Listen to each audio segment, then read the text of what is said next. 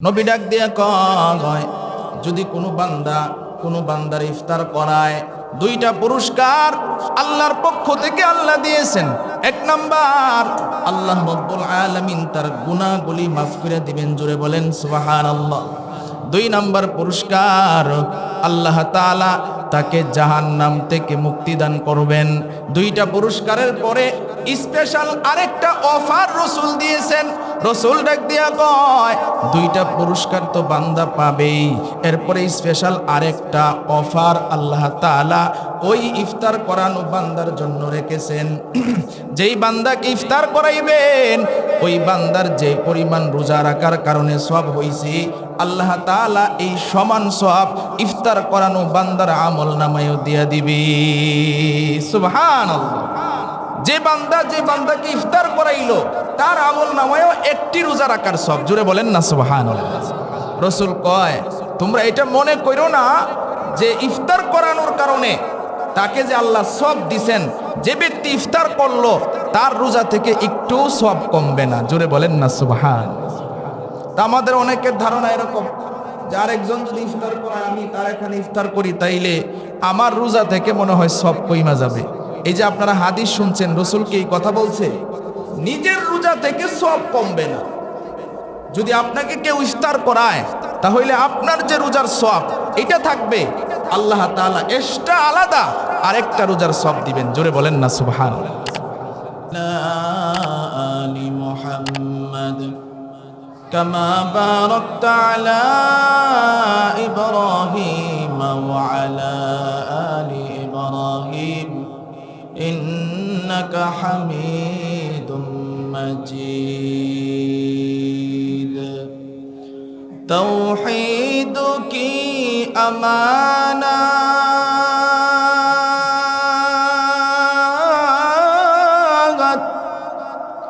सीनों में है हमारा,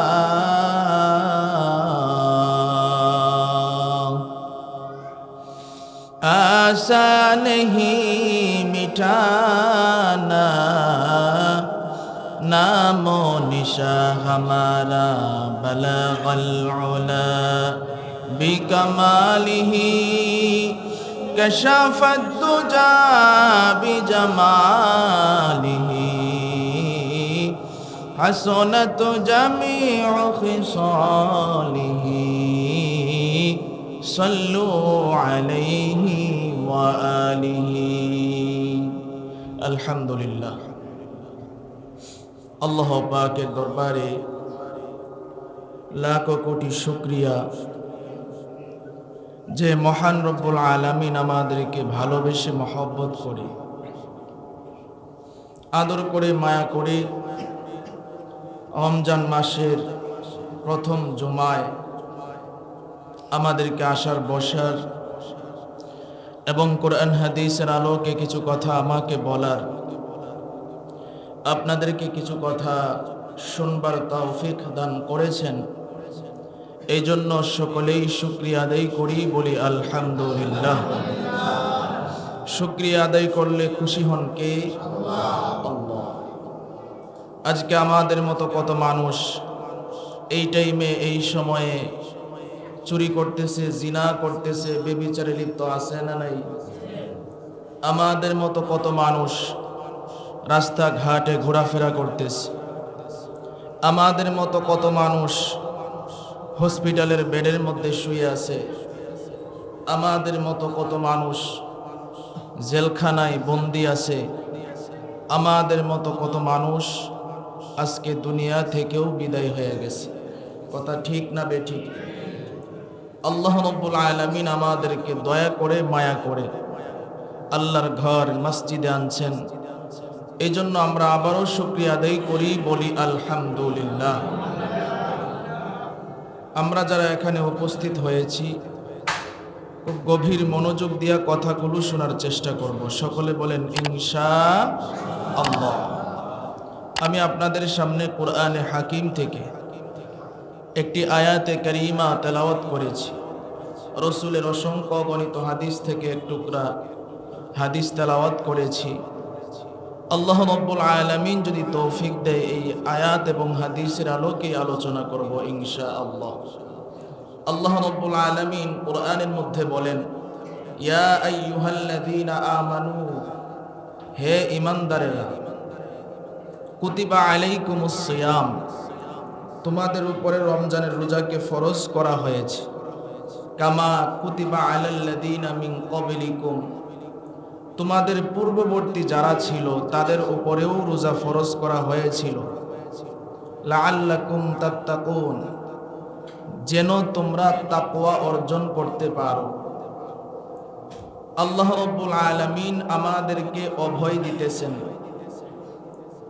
এবং আমাদেরকে সাহস দিতেছেন যে তোমাদের উপরে শুধু রমজানের রোজা ফরজ করা হয়েছে বিষয়টা তা না, তোমাদের পূর্ববর্তী যারা ছিল, তোমাদের আগে যারা ছিল, তাদের উপরেও আমি আল্লাহ রোজাকে ফরজ করেছিলাম। জোরে বলেন সুবহানাল্লাহ। তাহলে দেখেন আল্লাহ তাআলার কথার মধ্যে কত সৌন্দর্য। একটা সন্তান ছোট, এই সন্তানটা তার সামনে একটা কঠিন কাজ, তখন বাপে তারে বলল যে তুমি যেই কাজটা করতেছো, তোমার যে ভাই সেও কিন্তু এই কাজটা করছে, এটা কঠিন কিছু না। বাপে যখন এই কথা বলে তখন সন্তানের সাহস বাড়ে না কমে? বাড়ে। আল্লাহ তাআলা আমাদেরকে এটা বুঝাইতেছেন যে রমজান তোমাদের উপরে ফরজ করেছি, তোমাদের পূর্ববর্তীর উপরেও ছিল। আর এই রমজান মাসটা কেন আমাদেরকে আল্লাহ দিয়েছেন? যেন আমরা তাকওয়া অর্জন করতে পারি, আল্লাহর ভয় অর্জন করতে পারি। ভয়টা কিভাবে? সারাদিন রোজা রাখি আমরা, যারা রোজা রাখতেছি, ইচ্ছা করলেই তো আমরা খাইতে পারি, কথা ঠিক কিনা বলেন? ইচ্ছা করলেই খেয়ে ফেলতে পারি, কেউ জানবে না। কিন্তু কেন খাই না? কেউ না দেখলেও কে দেখবেন? আল্লাহ। এই যে এটাই হইল ভয়। ইফতারের আগ মুহূর্তে আল্লাহ রাব্বুল আলামিন ফেরেশতাদেরকে সামনে নিয়ে, যারা ইফতার সামনে নিয়ে বসে তাদেরকে নিয়ে গর্ব করতে থাকে। জোরে বলেন সুবহানাল্লাহ। আল্লাহ রাব্বুল আলামিন ফেরেশতারে ডাক দিয়া কয়, ও ফেরেশতা, তাকাইয়া দেখ, আমার বান্দা সারাদিন খাবার খায় নাই, সাহারির টাইমে খাবার খেয়েছিল, সারাদিন সে খাবার খায় নাই। এখন মাগরিবের আজানের সময় হয়ে গেছে, আমার বান্দার সামনে প্রচুর পরিমাণে খাবার। আমার বান্দা যদি ইচ্ছা করে এখান থেকে খাবার খাইতে পারে। আমার বান্দা বারবার ঘড়ির দিকে তাকায় আর মসজিদের মাইকের দিকে কানটা পেতে রাখছে, কখন মুয়াজ্জিন আজান দিবে আর ইফতারি শুরু করবে। আমার বান্দা কেন খায় না জানোনি ফেরেশতা? আমার বান্দা আমি আল্লাহর ভয়ে খায় না, কারণ এটা আমি আল্লাহর পক্ষ থেকে ফরজ। আমি আল্লাহ আজান দিয়া খাবার বন্ধ করাইছি, আবার আজান দিয়া খাবারের দরজা খুলে দিয়েছি। এটা আমার বান্দার ভিতরে আল্লাহ তাআলার ভয় ঢুইকা গেছে। এই বান্দা ইফতার করে আজান পড়ার পরে, ও ফেরেশতা সাক্ষী থাক, আমার এই বান্দাগুলির গুনাহগুলি আমি মাফ করিয়া দিলাম। আমার ওই বান্দাগুলির গুনাহ আমি মাফ করলাম। জোরে বলেন সুবহানাল্লাহ। এই জন্য ইফতার সামনে নিয়া বৈশা থাকা এটা সুন্নত। আল্লাহ রাসূল সাল্লাল্লাহু আলাইহি ওয়াসাল্লাম বলছেন, ইফতার সামনে নিয়ে আল্লাহর কাছে দোয়া করতে থাক। আল্লাহুম্মা লাকা সুমতু ওয়া আলা রিজকিকা আফতারতু। ইফতার সামনে নিয়ে বৈশা থাকলে, আল্লাহর কাছে দোয়া করলে, আল্লাহ ইফতারের আগ মুহূর্তে বান্দার দোয়া কবুল করে। জোরে বলেন সুবহানাল্লাহ। এমন মাসে আমরা উপনীত হয়েছি যেই মাসের কত দাম। হযরত সালমান ফারসি রাদিয়াল্লাহু তাআলা আনহু থেকে বর্ণিত হাদিস, আল্লাহ রাসূল সাল্লাল্লাহু আলাইহি ওয়াসাল্লাম সাহাবায়ে কেরামদেরকে ডাক দিয়া কয়, ও সাহাবীরা, তোমরা কি জানো এমন একটি মাস তোমাদের সামনে আসতেছে যেই মাসে কোনো বান্দা যদি একটা নফল আদায় করে আল্লাহকে রাজি খুশি করার জন্য, অন্য মাসে একটা ফরজ আদায় করলে যেই পরিমাণ সওয়াব হইতো, এই পরিমাণ সওয়াব আল্লাহ তাআলা তার আমল নামায় দিয়ে দিবে। জোরে বলেন সুবহানাল্লাহ। তাহলে রমজান মাসে ফরজ নামাজ আদায় করলে কি পরিমাণ সওয়াব আল্লাহ আমাদেরকে দিবেন। নফল পড়লেই ফরজের সমতুল্য সওয়াব। আল্লাহ রাসূল সাল্লাল্লাহু আলাইহি ওয়াসাল্লাম ডাক দিয়ে কয়, ও সাহাবীরা শোনো, যদি আমার কোনো উম্মত ফরজ আদায় করে অন্য মাসের ৭০টা ফরজ আদায়ের সওয়াব আল্লাহ আমল নামায় দিয়ে দেয়। ৭০টা ফরজ আদায় করলে যেই পরিমাণ সওয়াব, রমজানের বাহিরে রমজানের ভিতরে একটা ফরজ যদি আপনি আদায় করেন এই পরিমাণ সওয়াব। জোরে বলেন সুবহানাল্লাহ। তাহলে চিন্তা করেন, যারা রমজান মাস পাওয়ার পরেও নামাজ পড়ে না, তাদের মতো কপাল পোড়া আর কে আছে বলেন? যে ফরজ একটা আদায় করলো, জুমার নামাজ একটা আদায় করলো, ৭০টা জুমা পড়লে যেই পরিমাণ সওয়াব, এই পরিমাণ সওয়াব আল্লাহ আমল নামায় দিবে। জোরে বলেন না সুবহানাল্লাহ। তাহলে যারা আসে নাই তাদের মতো কপাল পোড়া আর কে আছে? এক জুমা পড়লে ৭০ জুমার সওয়াব। তাহলে রমজান মাসে যদি 5টা জুমা পায় কি পরিমাণ সওয়াব। একটা ফরজ, ফজরের নামাজ পড়লে ৭০টা ফরজ নামাজের সওয়াব। মেরে ভাই, আফসোস আজকে আমাদের ভিতরে গুরুত্ব নাই। আমাদের ভিতরে গুরুত্ব নাই। আমি 10,000, 15,000, 20,000 টাকার চাকরি করি, আমার বসে বলছে 8টার সময় অফিসে উপস্থিত থাকতে হবে। আমি আমার বিবিরে বইলা রাখি, বিবি আমার বসে বলছে 8টার সময় অফিসে থাকতেই হবে, আর না হয় কিন্তু চাকরি নট হয়ে যাবে। বিবিও সজাগ থাকে, আপনারও ভালোভাবে ঘুম আসে না, ঠিক টাইমেই কিন্তু অফিসে চলে যান। চাকরির ভয়, চাকরি চলে গেলে কি আরেক চাকরি পাওয়া যাবে না? কিন্তু আপনার ভিতরে যদি আল্লাহর ভয় না থাকে, আপনার নেক আমল যদি অর্জন না হয়, আল্লাহ যদি আপনার উপরে রাজি খুশি না হয়, তাহলে এই অবস্থায় যদি আপনার মরণ হয়ে যায়, ওইটা থেকে আপনাকে কে বাঁচাবে বলেন? ওইটা থেকে বাঁচানোর ক্ষমতা কারো আছে? চাকরি চলে গেলে আরেকটা চাকরি পাওয়া যাবে, কিন্তু আল্লাহ যদি নারাজ হয় আর এই অবস্থায় যদি আপনার মৃত্যু হয়, ওই কবরের আযাব থেকে আপনাকে কে বাঁচাবে বলে? বাঁচানোর মতো ক্ষমতা কারো আছে? মেরে ভাই, এখনো সময় আছে, এখনো সময় আছে। রমজান মাস নিজের ভুলগুলো আল্লাহর কাছে বইলা কান্নাকাটি কইরা ক্ষমা চায়া নিজেরে দেখেন না ভালো বানানো যায় কিনা। রাসূল সুসংবাদ দিতেছে, ও সাহাবীরা শোনো, এটা শুধু সাহাবীদের জন্য সুসংবাদ না, কিয়ামত পর্যন্ত যত উম্মত আসবে সকলের জন্য সুসংবাদ। নবী ডাক দিয়া কয়, এমন একটা মাস, যেই মাসে যদি কোনো বান্দা ফরজ আদায় করে ৭০টা ফরজ আদায়ের সব। জোরে বলেন সুবহানাল্লাহ। এত বড় সুসংবাদ।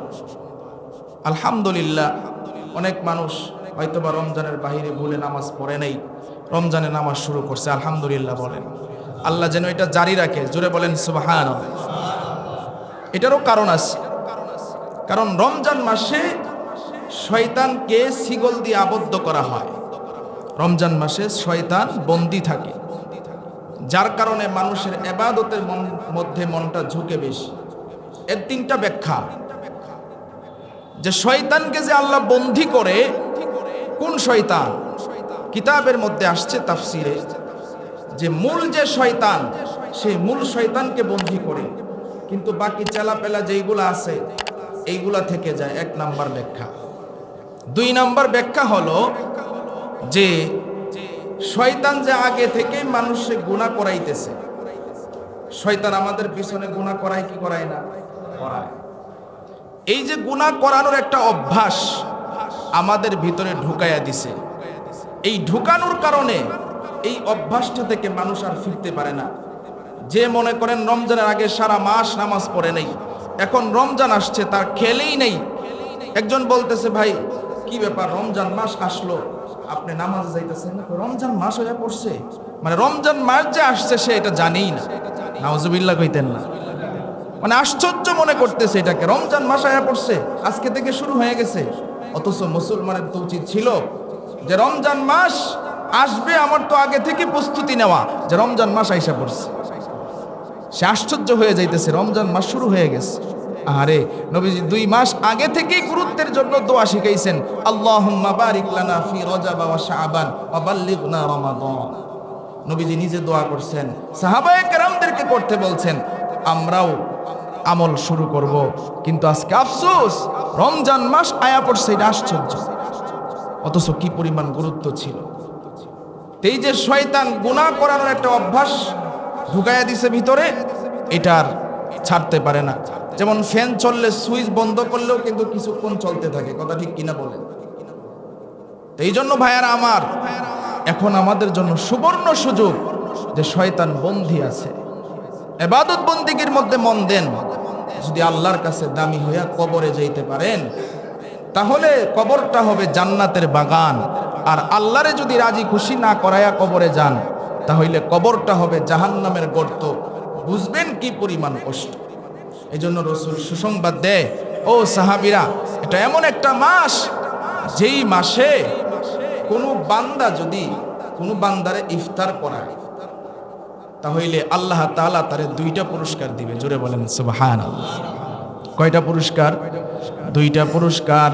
নবী ডাক দিয়া কয়, যদি কোনো বান্দার ইফতার করায়, 2টা পুরস্কার আল্লাহর পক্ষ থেকে আল্লাহ দিয়েছেন। 1 নাম্বার, আল্লাহ রাব্বুল আলামিন তার গুনাহগুলি মাফ করে দিবেন। জোরে বলেন সুবহানাল্লাহ। 2 নাম্বার পুরস্কার, আল্লাহ তাআলা তাকে জাহান্নাম থেকে মুক্তি দান করবেন। 2টা পুরস্কারের পরে স্পেশাল আরেকটা অফার রাসূল দিয়েছেন। রাসূল ডাক দিয়া কয়, 2টা পুরস্কার তো বান্দা পাবেই, এরপরে স্পেশাল আরেকটা অফার আল্লাহ তাআলা ওই ইফতার করানো বান্দার জন্য রেখেছেন। যেই বান্দাকে ইফতার করাইবেন, ওই বান্দার যে পরিমাণ রোজা রাখার কারণে সওয়াব হইছে, আল্লাহ তাআলা এই সমান সওয়াব ইফতার করানো বান্দার আমল নামায়ও দিয়া দিবে। সুবহানাল্লাহ। যে বান্দাকে ইফতার করাইলো, তার আমল নামায়ও 1টি রোজা রাখার সওয়াব। জোরে বলেন না সুবহানাল্লাহ। রাসূল কয়, তোমরা এটা মনে করো না যে ইফতার করানোর কারণে তাকে যে আল্লাহ সওয়াব দিবেন, যে ব্যক্তি ইফতার করলো তার রোজা থেকে একটু সওয়াব কমবে না। জোরে বলেন না সুবহানাল্লাহ। তা আমাদের অনেকের ধারণা এরকম যে আরেকজন যদি ইফতার করে, আমি তার এখানে ইফতার করি, তাইলে আমার রোজা থেকে মনে হয় সব কইমা যাবে। এই যে আপনারা হাদিস শুনছেন, রাসূল কি এই কথা বলছে?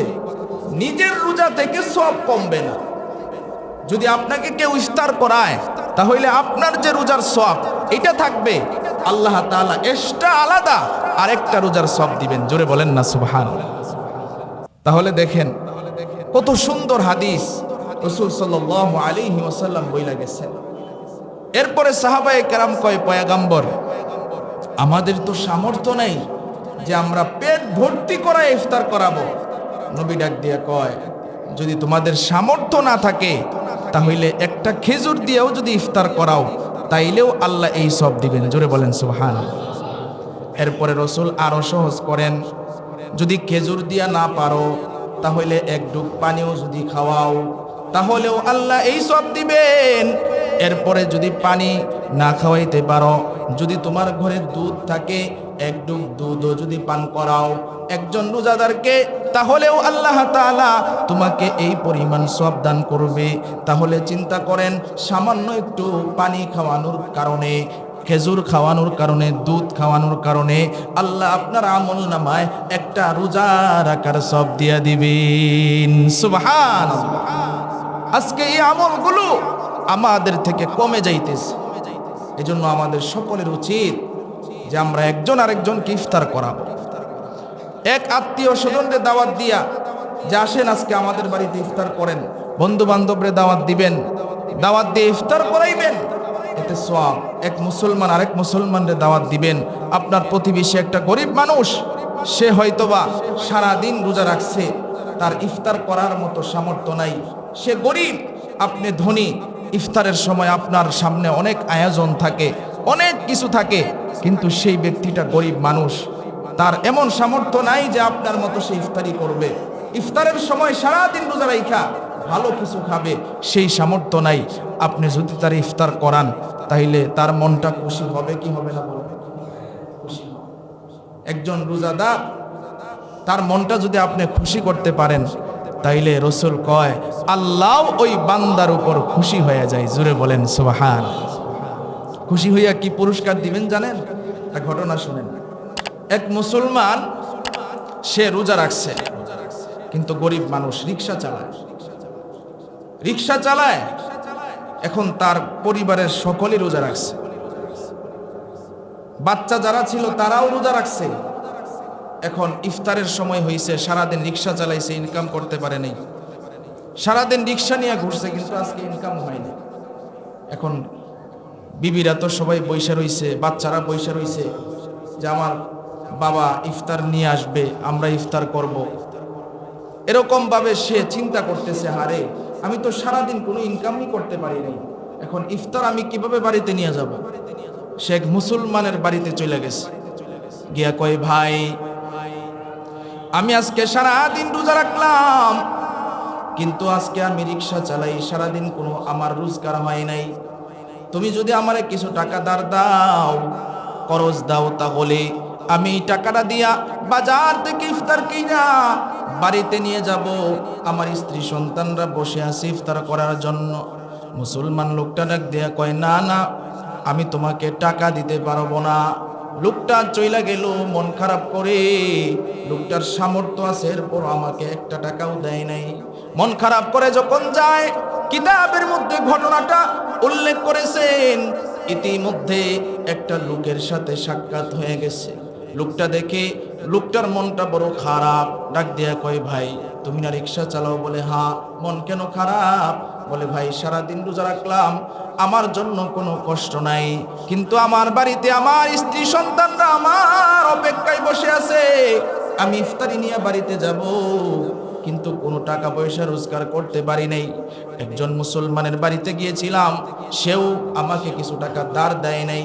লোকটার পকেট থেকে কিছু টাকা বাহির করে বলে নাও, এই যে তোমার জন্য কিছু টাকা আমি দিলাম, এটা দিয়ে তুমি বাজার থেকে ইফতার কিনে বাড়িতে নিয়ে যাও। সুবহানাল্লাহ। কিন্তু আশ্চর্যের বিষয় হলো লোকটা মুসলমান না, লোকটা হইল হিন্দু। যেই লোকটা টাকা দিছে সে মুসলমান না, হিন্দু লোক।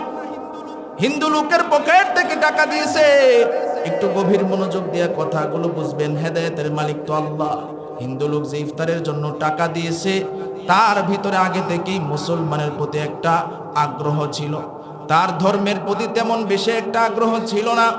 টাকা দেওয়ার পর এবার মুসলমান লোকটা বাজার থেকে ইফতার কিনা বাড়িতে নিয়ে গেছে, সেও জানে না যে লোকটা হিন্দু। এবার বাড়িতে যাওয়ার পর ইফতার সকলে মিলে খাইছে। রাত্রি বেলায় যখন ঘুমাইছে, ঘুমের ঘরে ওই হিন্দু লোক স্বপ্নে দেখে আল্লাহ রাসূল সাল্লাল্লাহু আলাইহি ওয়াসাল্লাম আয়েশা বলতেছে যে তুই কালেমা পড়, মুসলমান হয়ে যা, তোর জন্য আল্লাহ তাআলা একটা জান্নাতে ঘর বানায় রাখছে। সুবহানাল্লাহ। একই সেম ঘটনা ওই যে মুসলমান লোকটার কাছে গেছিল টাকা আনার জন্য, এই লোকটাও স্বপ্নে দেখছে যে সুন্দর একটা ঘর দেখা যায়, সুন্দর একটা জান্নাতের ভিতরে ঘর। এই ঘরের ভিতরে ওই মুসলমান লোকটাও ঢুকতে গেছে। ফেরেশতারা কয় না না, এই ঘরের ভিতরে তোমার জায়গা হবে না। বলে কেন? বলে তুমি রোজাদারকে ইফতার করাও নাই।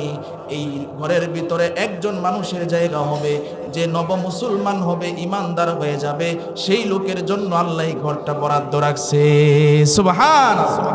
ইফতার করানোর কারণে আল্লাহ তার ঈমানই দিয়ে দিয়েছে। জোরে বলেন না সুবহানাল্লাহ। তাহলে চিন্তা করেন, যে ইফতার করাইছে আল্লাহ তার হেদায়েত দিয়ে দিছে।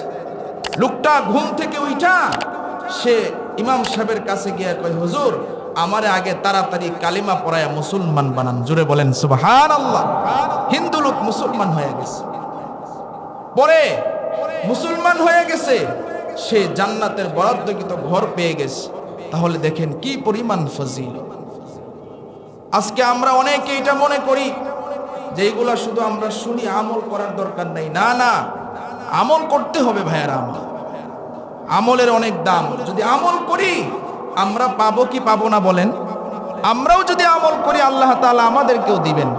এই জন্য রসুল ডাক দিয়া কয় তোমার সামর্থ্য না থাকলে একটা খেজুর এক ডুব পানি, এক ডুব দুধ, এটা দিয়েও যদি তুমি ইফতার করাও, তাহলেও আল্লাহ তাআলা তোমার গুনাহ মাফ করে দিবে, আল্লাহ তাআলা তোমাকে জাহান্নাম থেকে মুক্তি দান করবে। জোরে বলেন সুবহানাল্লাহ। তাহলে এই জন্য এই আমল আমরা করব। এরপরে রাসূল সাল্লাল্লাহু আলাইহি ওয়াসাল্লাম ডাক দিয়া কয়, এই মাসে তোমাদেরকে 4টা আমল করতে হবে, 4টা কাজ করতে হবে। জোরে আওয়াজ দিয়ে বলেন কয়টা? 4টা কাজ। নবীজি ডাক দিয়া কয় 4টা কাজ করবা, এর মধ্যে 2টা হইল তোমার আল্লাহর কাছে বেশি বেশি চাইতে হবে, আর 2টা বেশি বেশি পড়তে হবে। এবার সাহাবায়ে কেরাম কয়, ওগো পয়গম্বর, কি কি আমাদেরকে একটু জানায়া দেন। নবী ডাক দিয়া কয়, 1 নাম্বার বেশি বেশি পড়বা কালিমাই তৈয়বা, লা ইলাহা ইল্লাল্লাহু মুহাম্মাদুর রাসূলুল্লাহ সাল্লাল্লাহু আলাইহি ওয়াসাল্লাম। তাহলে আমরা এখানে যারা আছি সবাই তো শুনছি রাসূল 1 নাম্বার কি পড়ার জন্য বলছেন? কালিমাই তৈয়বা, লা ইলাহা ইল্লাল্লাহু মুহাম্মাদুর রাসূলুল্লাহ। কালিমাই তৈয়বা আমরা পারি না সকলেই? শুদ্ধ করে আমরা একবার আমার সাথে পড়ব, লা ইলাহা, লা ইলাহা ইল্লাল্লাহু মুহাম্মাদুর রাসূলুল্লাহ। আবার পড়ি, লা ইলাহা ইল্লাল্লাহু মুহাম্মাদুর রাসূলুল্লাহ। সকলেই পড়ি সাল্লাল্লাহু আলাইহি ওয়াসাল্লাম। তাহলে 1 নাম্বার রাসূল পড়ার জন্য বলছেন এই কালিমা। 2 নাম্বার নবী ডাক দিয়া কয়, 2 নাম্বার পড়বা আস্তাগফিরুল্লাহ। কি পড়তে হবে ভাইরা আমার? আস্তাগফিরুল্লাহ। রাসূল 2 নাম্বার এই সবক দিলেন যে আস্তাগফিরুল্লাহ, এটা তোমরা বেশি বেশি পড়বা। রাসূল এই 2টা পড়ার জন্য বলছেন, আর 2টা জিনিস চাওয়ার জন্য বলছেন। 2টা জিনিস কি চাওয়ার জন্য বলছেন? রাসূল ডাক দিয়া কয়, 1 নম্বরে আল্লাহর কাছে তোমরা জান্নাত চাইবা। জোরে বলেন সুবহানাল্লাহ। আমরা এখানে যারা আছি সবাই জবাব দিয়ে বলবো, 1 নম্বরে আল্লাহর কাছে কি চাইতে হবে? জোরে সকলেই বলেন, জান্নাত চাইতে হবে। 2 নাম্বার রাসূল সাল্লাল্লাহু আলাইহি ওয়াসাল্লাম ডাক দিয়া কয়, 2 নম্বরে আল্লাহর কাছে জাহান্নাম থেকে মুক্তি চাইবে। জোরে বলেন, কি থেকে মুক্তি চাইতে হবে? জাহান্নাম থেকে মুক্তি চাইতে হবে। এই 4টা কাজ রাসূল বললেন এই রমজান মাসে আমাদেরকে করার জন্য। আমরা সকলেই করব তো ইনশাআল্লাহ? রমজান মাসে এই 4টা কাজ করব। কালিমা বেশি বেশি পড়ব, আস্তাগফিরুল্লাহ বেশি বেশি পড়ব, আল্লাহর কাছে জান্নাত চাইব, জাহান্নাম থেকে মুক্তি চাইব। মেরে ভাই দেখেন, আমরা এখানে যারাই আছি আমরা সবাই এক কাতারে বসে গেছি। এখানে কে গরিব, কে ধনী, কে উচ্চ লেভেলের, কে নিম্ন লেভেলের, এটা কি কোনো মার্কা মারা আছে? নাই। আল্লাহর ঘরে সকলে আমরা সমান, আমরা সকলেই আল্লাহর বান্দা। আমরা যখন কবরে যাব সকলকেই 3.5 হাত মাটির মধ্যেই রাখা হবে, সাদা কাপড়ই দেওয়া হবে। মেরে ভাই, যে যাই করি না কেন আমাদের ঠিকানা কিন্তু কবর। এই কবরের মধ্যে যদি শান্তি পেতে হয় আল্লাহর হুকুম নবীর তরিকা ছাড়া বিকল্প আর কোনো রাস্তা নাই। এই জন্য ভাইয়েরা আমার দেখেন, নিজের জীবনটা আল্লাহর পথে কাটাইতে পারেন কিনা, হালাল পথে ইনকাম করতে পারেন কিনা, হারাম থেকে নিজেরে বাঁচাইতে পারেন কিনা। অনেক মানুষ এমন আছে যাদের সাহারি হয় হারাম দিয়া, যাদের ইফতার হয় হারাম টাকার জিনিস দিয়া।